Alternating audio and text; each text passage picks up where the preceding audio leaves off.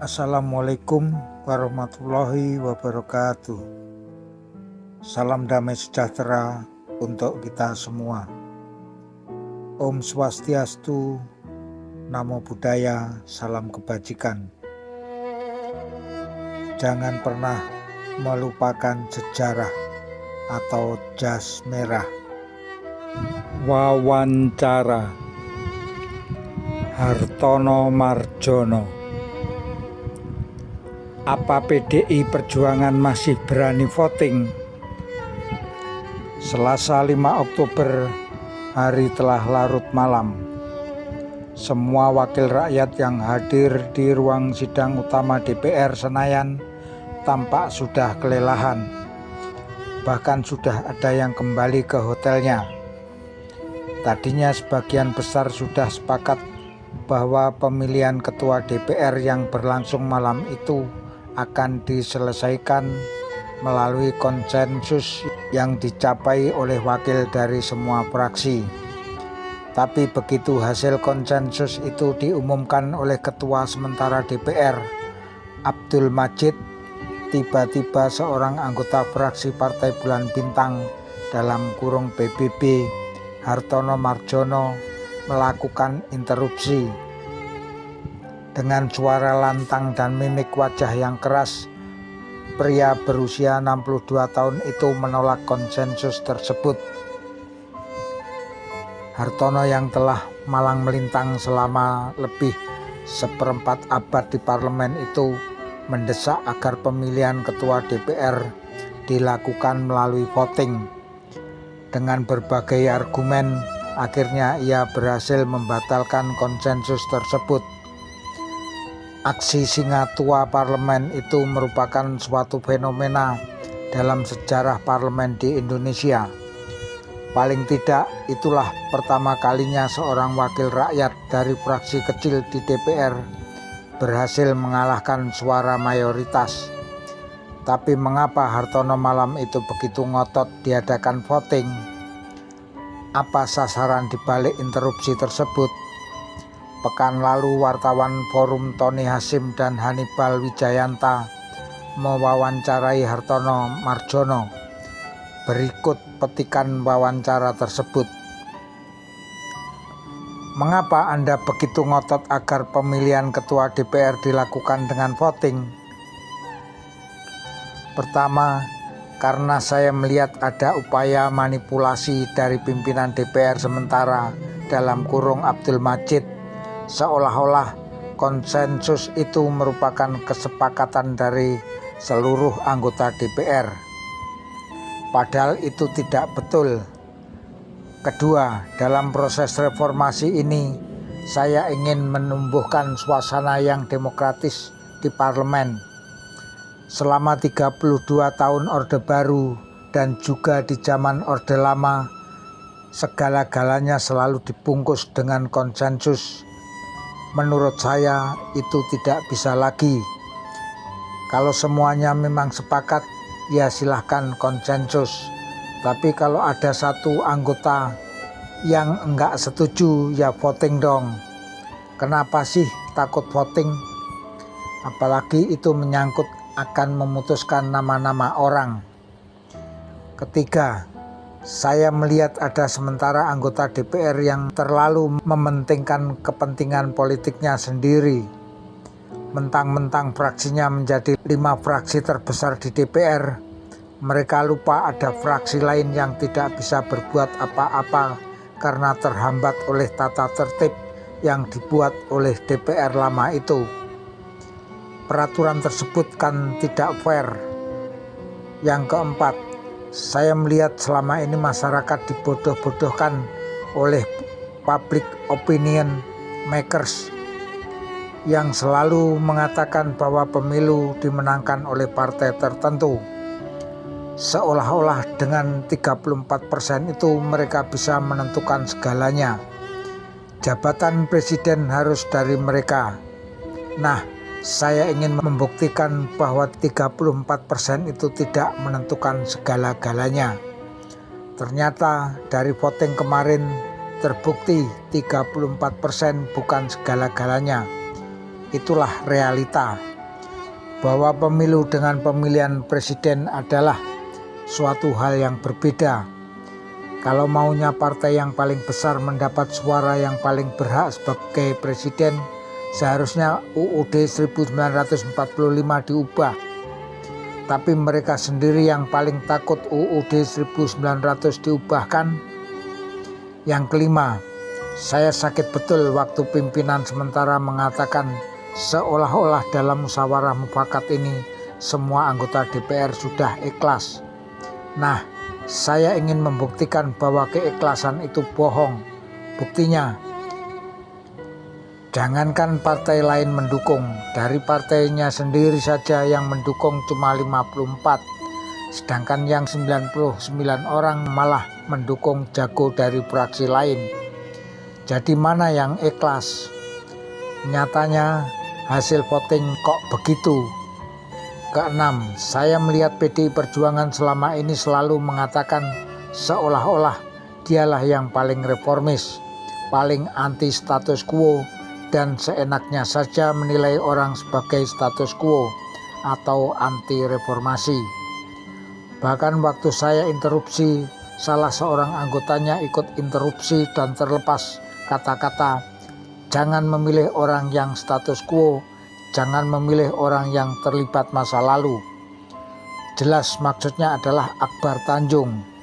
Tapi tim Yati Hartono kemudian mengoreksi anggotanya sendiri dan meminta maaf. Nah, melalui voting itu terbukti dari 153 anggotanya ternyata 99 orang memilih status quo juga. Dulu mereka menuding Akbar sebagai status quo. Sekarang ternyata mayoritas anggota mereka memilih Akbar. Jadi mulut dengan perbuatan berbeda. Ketujuh, saya melihat ada gertakan-gertakan dari kalangan PDI Perjuangan bahwa kalau pemilihan presiden dilakukan dengan voting, mereka akan walk out. Yang omong Aberson Marle Sialuhu itu kan pikiran a priori. Dalam demokrasi tidak ada a priori, melainkan harus sanggup memberi, sanggup mendengar, sanggup bicara, dan sanggup menjelaskan. Kalau a priori berarti kan tutup telinga, tutup mata, dan tutup hati. Budaya begini sangat membahayakan demokrasi. Dulu dia setuju pemilu, lalu dia masuk DPR. Tapi begitu di DPR bukan menggunakan fungsinya sebagai wakil rakyat yang benar, melainkan memprovokasi rakyat agar berteriak-teriak di jalan. Lalu di mana tanggung jawab pemimpinnya? Apa itu pendidikan demokrasi? Tapi hasil voting itu tampaknya mempermalukan PDI Perjuangan secara politis. Sasaran saya tidak begitu, tapi dari pertimbangan politis sepintas bisa saya kemukakan bahwa saya juga ingin mengukur apakah PDI Perjuangan masih berani voting. Dari 4 kali voting sebelumnya kan mereka kalah terus. Nah, saya ingin coba sekali lagi. Masih kalah juga enggak nih? Ternyata kalah lagi. Ada rumor sebelum voting telah terjadi kesepakatan bahwa dalam pemilihan ketua DPR, PDI Perjuangan akan mendukung Akbar Tanjung. Tapi dalam pemilihan presiden, fraksi Partai Golkar harus mendukung Megawati. Apa Anda mengetahui adanya perjanjian tersebut? Begini ya. Yang jelas kalau pemilihan ketua DPR itu melalui musyawarah mufakat, PDI Perjuangan bisa menagih janji kepada Akbar Tanjung. Tapi kalau melalui voting, bagaimana bisa menagih janjinya? Kalau nanti ditagih, Akbar kan bisa jawab, "Loh, saya kan dulu dipilih anggota, bukan karena Anda. Jadi karena kemarin voting, Akbar enggak bisa ditagih.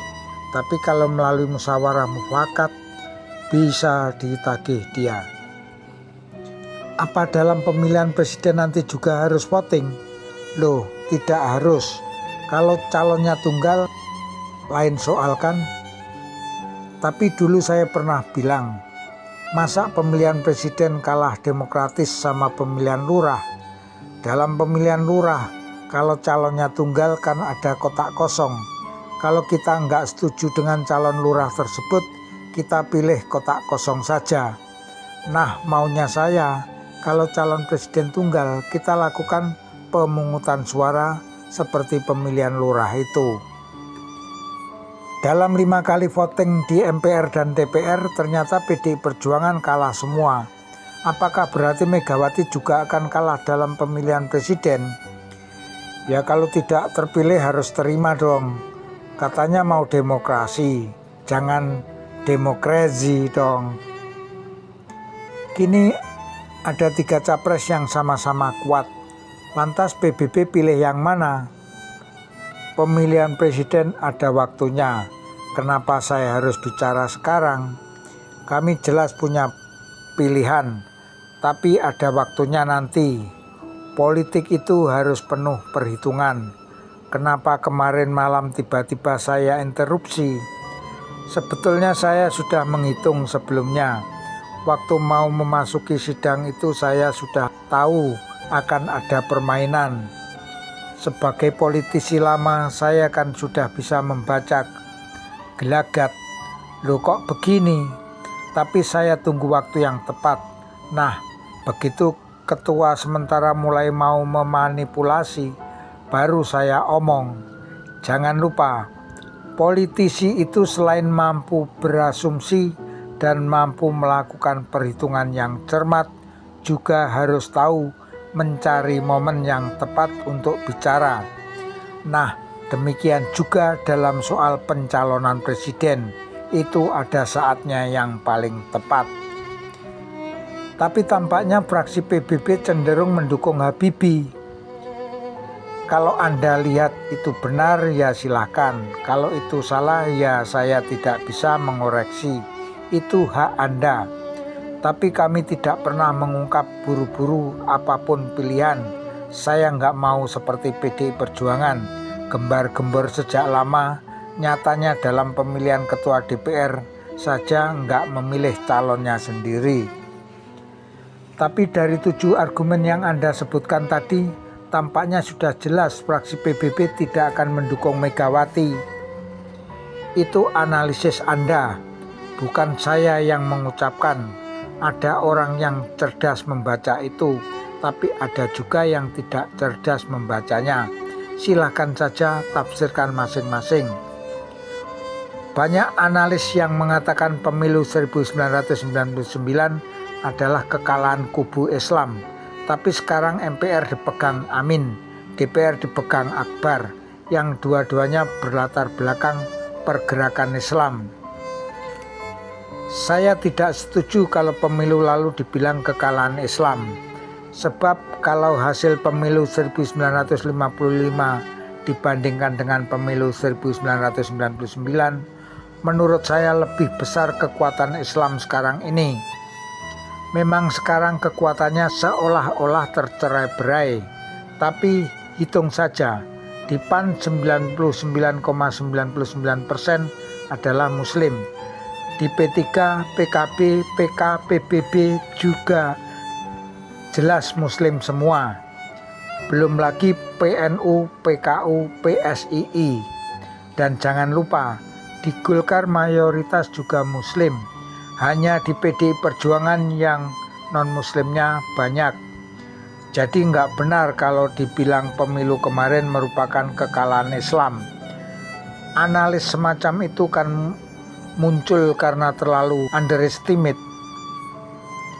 Mereka tidak tahu bagaimana muara-muara para tokoh yang ada di P3, PKB, PAN, PBB, dan partai-partai Islam itu. Mereka tidak tahu bahwa di antara tokoh puncak partai-partai itu telah lama ada saling pengertian. Makanya begitu muncul kelompok poros tengah, banyak yang kaget, kok bisa bersatu semuanya. Tapi Matori sikapnya kok lain. Ya kalau Matori itu memang lain. Matori kan bekas GMNI. Kalau Gus Dur sangat dekat dengan kita. Apakah kekuatan poros tengah saat ini betul-betul solid? Oh, sangat solid. Paling cuma Matori yang berbeda. Apakah Poros Tengah sudah sepakat akan mencalonkan Gus Dur sebagai presiden? Belum tahu, kami belum bicara. Menurut saya, jarak antara penetapan calon presiden dengan pemilihan presiden jangan terlalu lama. Kalau PDI Perjuangan itu menurut saya terlalu lama. Kan itu sudah digembar-gemborkan sejak Kongres di Bali Oktober 1998. Tapi akibatnya karena sudah terlalu lama, sekarang malah banyak kemasukan angin. Hahaha. Kecenderungannya makin lama kansnya malah makin tipis, jadi anti klimaks. Tapi ada yang bilang yang mencalonkan Gus Dur cuma Amin Rais sendiri, bukan pencalonan Poros Tengah secara keseluruhan. Loh, memang iya, bukan kami setuju atau tidak setuju, melainkan memang pernah diputuskan bersama. Dan kami tidak bisa melarang orang bicara. Enggak apa-apa Amin Rais omong begitu, itulah enaknya Poros Tengah. Tapi pada akhirnya nanti akan satu. Dalam pemilihan presiden nanti tampaknya akan terjadi perdebatan sengit di MPR. Bagaimana perkiraan Anda? Kenapa harus ada perdebatan? Wong tinggal voting saja. Kalau ada lebih dari satu calon ya voting dong. Seandainya satu calon pun akan saya usulkan voting. Satunya kotak calon, satunya kotak kosong, supaya kita tahu toh seberapa besar dukungan terhadap presiden kita. Tanggal 14 Oktober nanti akan ada pertanggungjawaban presiden. Apakah harus diadakan voting untuk menetapkan apakah diterima atau ditolak? Nah, mengenai pertanggungjawaban presiden itu, saya mau tanya, di mana ada negara yang presidennya yang harus mempertanggungjawabkan masa tugasnya selama 5 tahun ke belakang, lalu diputuskan diterima atau ditolak? Apa konsekuensi yuridisnya kalau ditolak? Menurut saya agenda pertanggungjawaban presiden itu nonsens. Itu mesti diharuskan. Sebab secara yuridis konstitusional pertanggungjawaban itu kalau ditolak enggak ada dampak apa-apa. Kalau diterima pun tidak punya dampak apa-apa. Pertanggungjawaban itu kan tradisi yang diciptakan Orde Baru supaya Pak Harto bisa dipilih terus-menerus. Kekeliruan itu harus dikoreksi. Apa sih gunanya dipertanggungjawabkan? Yang ada di UUD 1945 itu impeachment. Kalau presiden betul-betul melanggar UUD 1945 atau melanggar ketetapan MPR, DPR, bisa meminta sidang istimewa untuk meminta pertanggungjawaban presiden. Artinya pertanggungjawaban itu hanya bisa diminta di tengah-tengah masa jabatannya, bukan pada akhir masa jabatannya.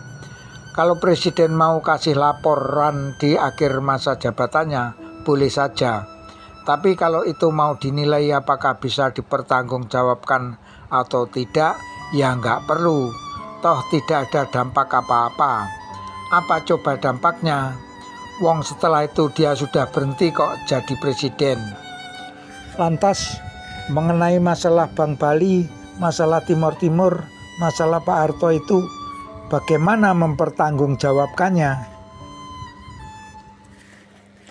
Sekarang begini saja deh.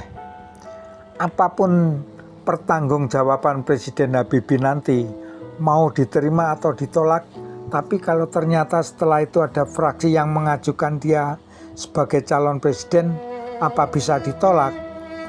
Kalau setelah dicalonkan lalu diadakan voting dan ternyata dia menang, kita mau bilang apa?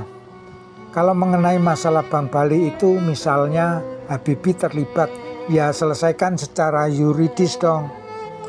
Tuntut saja ke pengadilan. Harus begitu kan? Jangan dibikin opini seolah-olah pertanggungjawaban presiden itu menentukan boleh tidaknya seseorang dicalonkan oleh fraksi. Jadi ini harus diluruskan. Apakah fraksi PBB akan mengusulkan perubahan konstitusi? Oh iya, banyak sekali yang harus diperbaiki. Misalnya saja, dalam konstitusi kita disebutkan bahwa susunan dan kedudukan MPR ditetapkan oleh UU. Kalau dibaca selintas tidak ada masalah di situ. Padahal itu suatu kesalahan total. UU kan yang membuat presiden dan DPR. Apa masuk akal lembaga yang lebih tinggi diatur oleh lembaga yang lebih rendah? Puluhan tahun kita diam saja. Lalu dalam pasal 28 UUD 1945 dikatakan bahwa kebebasan menyatakan pikiran baik lisan maupun tertulis serta berserikat dan berkumpul diatur oleh UU. Kalau dibaca selintas juga enggak ada masalah, padahal itu juga kesalahan besar. Kalau kalimatnya cuma seperti tercantum dalam UUD 1945, seolah-olah yang penting kebebasan itu diatur oleh undang-undang. Seharusnya pasal tersebut berbunyi bahwa kebebasannya menyatakan pikiran baik lisan maupun tertulis, berserikat dan berkumpul dijamin dan selanjutnya diatur dengan UU. Jadi UU tidak boleh melanggar adanya jaminan terhadap kebebasan tersebut. Selain itu masih banyak pasal lain yang harus diubah. Yang diubah seluruh UUD-nya atau sebagian saja.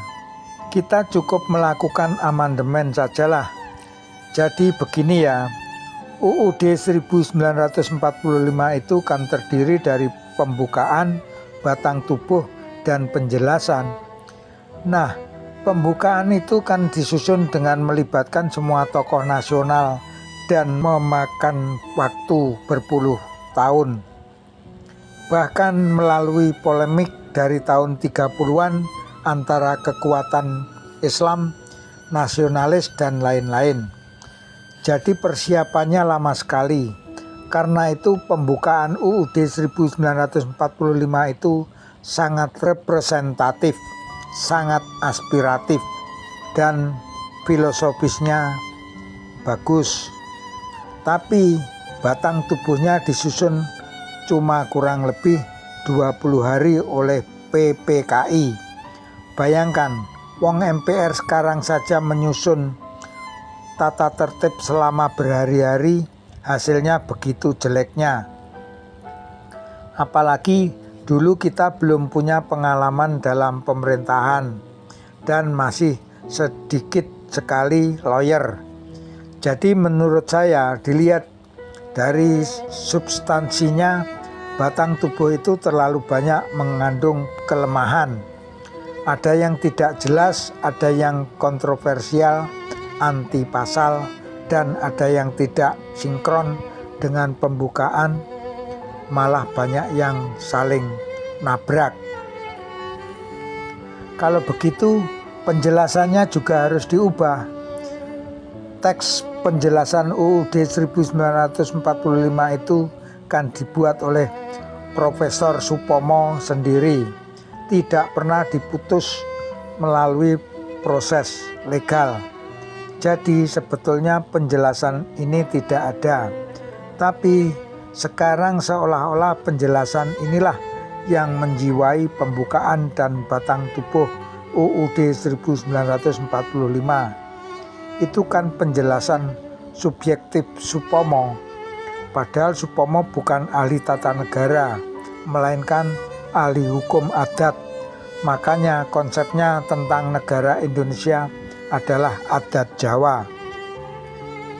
Kacaulah orang yang bukan orang Jawa. Nah, penguasa yang dulu baik Soekarno maupun Soeharto maunya tetap memakai UUD 1945.